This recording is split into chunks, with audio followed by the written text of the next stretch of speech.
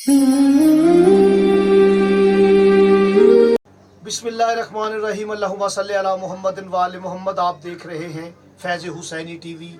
मैं रूहानी इल्म, इल्म मकफ़िया, इल्म बातनिया, इल्म जफ़र, इल्मुल हरूफ, इल्मुल अदाद का तालिब इल्म गुलफ़ाम हुसैनी आपसे मुखातिब।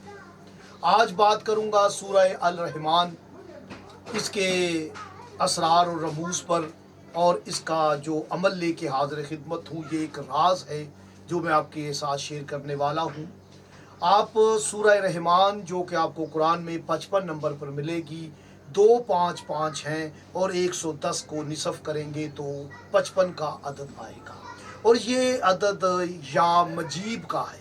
मीम के 40, जीम के 3, ये के 10, बे के 2, या मजीबो जो है ये इसका अदद 55 अदद है जो कि कुरान सूरह रहमान का है। जब भी आप सूरह रहमान पढ़ें तो आप 55 मरतबा या मजीबो पढ़ें, आपकी दवा कबूल होगी। जिस मकसद के लिए पढ़ेंगे उस मकसद में कामयाबी होगी। बीमारों की शफा याबी के लिए पढ़ी जाती है। याद रखें, पहले या मजीबो 55 मरतबा पढ़ लें। और जो सूरह रहमान की आयात हैं वो 78 हैं, 7-8 यानी कि 78, 78 इसकी आयात है सूरह रहमान की। जब आप सूरह रहमान को पूरा पढ़ लें तो आपने आखिर पे या हकीमों पढ़ना है।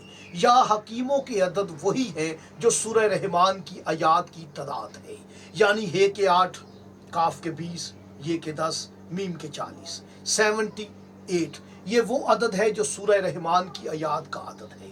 पहले आपने या मजीबो पढ़ना है 55 मरतबा, फिर आपने सूरह रहमान पढ़नी है। जिस मकसद के लिए भी आप पढ़ रहे हैं, बीमारों की शफा याबी के लिए पढ़ें, रिज़्क़ में इजाफे के लिए पढ़ें, मुश्किलात की आसानी के लिए पढ़ें, जिस मकसद के लिए भी पढ़ रहे हैं इस तरीके से पढ़ें कि आपने या मजीबो 55 मरतबा पढ़ना है, फिर सूरह रहमान को पढ़ें। जब आप सूरह रहमान को कामिल कर लें तो फिर आपने या हकीमों को पढ़ें 78 मरतबा। अव्वल आखिर दुरूद शरीफ ज़रूर पढ़ें।